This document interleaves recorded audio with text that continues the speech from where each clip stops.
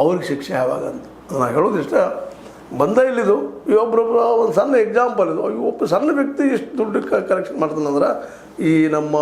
ದೊಡ್ಡ ದೊಡ್ಡ ಕಾರ್ಪೊರೇಟ್ಗಳು ದುಡ್ಡಿನ ಮೂಲೇನು ಹೆಂಗೆ ತೆಗಿತಾರೆ ಏನು ಮಾಡ್ತಾರೆ ಹೆಂಗೆ ಮೋಸ ಮಾಡ್ತಾರೆ ಸರ್ಕಾರಕ್ಕೆ ಒಂದು ಸರ್ಕಾರ ರಿಟರ್ನ್ ಅಪ್ ಮಾಡ್ಕೋತಾರೆ ನಮ್ಮಲ್ಲಿ ಒಂದು ಅಂದಾಜು ಪ್ರಕಾರ 16 ಲಕ್ಷನೋ 17 ಲಕ್ಷ ಕೋಟಿ ರೂಪಾಯಿ ರಿಟರ್ನ್ ಅಪ್ ಆಗೈತಿ ಇಲ್ಲಿವರೆಗೆ ರಿಟರ್ನ್ ಅಪ್ ಅಂದ್ರೆ ಏನು ರೀ ಪಾನ್ ಹರಿದು ಹೋಗೋದು ಬಿಡೋದು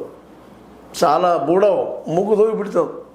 ಅದಕ್ಕೆ ಮೂರು ಕಾರಣ ನಾವು ಊಹೆ ಮಾಡಿ ಹೇಳ್ತೀವಿ ಏನಪ್ಪ ಇದಕ್ಕೆ ಯಾಕಂದ್ರೆ 50% ಸರ್ಕಾರ ಹೋಗಿರ್ತೀವಿ ಪಾರ್ಟಿ ಫಂಡ್ ಇವ್ರಿಗೆ 50% ಕಂಪ್ನಿಗಳು 2.5-3 ಲಕ್ಷ ಕಂಪ್ನಿಗಳು ದಿವಾಳಿದ್ದು ಹೋಗಿದಾವೆ ಅಂತೇಳಿ ಸುದ್ದಿ ಹೊಳಿತಾವೆ ಇವೆಲ್ಲರೂ ಹೊರತೆಗೆದಾಗ ಎಂಥ ದೊಡ್ಡ ಭಯಂಕರ ಭೀಕರ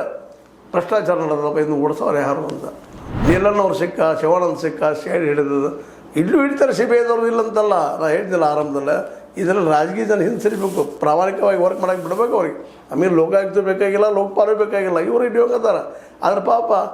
ಅವ್ರ ಮೇಲೆ ರೆಸ್ಟ್ರಿಕ್ಷನ್ ತಂದು ಮುಚ್ಚೋಕೆ ಪ್ರಯತ್ನ ಮಾಡ್ತಾರೆ ಈಗ ಹಂಗಾಗ್ಯದ 15 ಅಕೌಂಟ್ಗಳು ಸಿಗ್ತಾ ಇದ್ದಾವೆ ಅಧಿಕಾರಿಗಳಿಗೆ ಏನು ಹಚ್ಚಿರಬೇಕು ಅವ್ರು ಏನು ಒತ್ತಡ ತಂದಿರಬೇಕು ಯಾರು ಮಾತ್ರ ಕೇಳಿರ್ಬೋದು ಬಟ್ ರೊಕ್ಕದ ಆಸೆಗೆ ಹಂಗೆ ಮಾಡಿದ್ರೆ ಇವೆಲ್ಲ ತನಿಖೆ ಆಗಬೇಕಾಗ್ಯದ CID ಮಾತ್ರ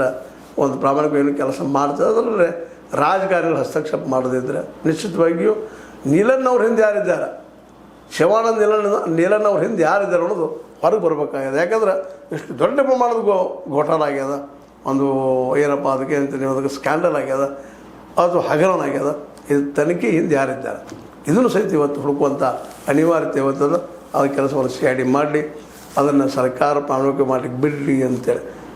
ಇದ್ರ ಇನ್ನೊಂದು ಧರ್ಮಸ್ಥಳದ ಹತ್ಯಾಕಾಂಡಗಳಾದಂಗೆ ಬಿಡ್ಲಿಕ್ಕೆ ಹೋಗಬಾರ್ದು ಯಾಕಂದ್ರೆ ಯಾರು ಹತ್ಯೆ ಮಾಡಿದವ್ರು ಯಾರು ಇನ್ನೂ ಕೇಳಲಿಕ್ಕೆ ಇತ್ತಿದ್ದಾರೆ ಸಿಗ್ತಾ ಇಲ್ಲ ಹಂಗೆ ತುಳುಗು ಮಾಡಿದವ್ರು ನೀಲಣ್ಣವ್ರು ಹಿಂದಿದ್ದವ್ರು ಯಾರು ಹಿಂಗೆ ಆಗಬಾರ್ದು ಅಂತ ಹೇಳ್ತಾ ಇದು ತನಗೆ ಪೂರ್ಣ ಆಗಲಿ ಇದ್ರ ಹಿಂದಿದ್ದ ನೀಲಣ್ಣವ್ರು ಒಬ್ಬರಲ್ಲ ಅವ್ರ ಹಿಂದೆ ಯಾರಿದ್ದಾರಲ್ಲ ಹೊರಗೆ ಬರಲಿ ಅಂತ ಹೇಳ್ತಾ ಇದು H16 ನ್ಯೂಸ್ ಅರ್ಥ ಸಿ ಸೀತಾರಾಮನ್ ಸತ್ಯಕೈಗಳಲ್ಲಿ ವಂದನೆಗಳು.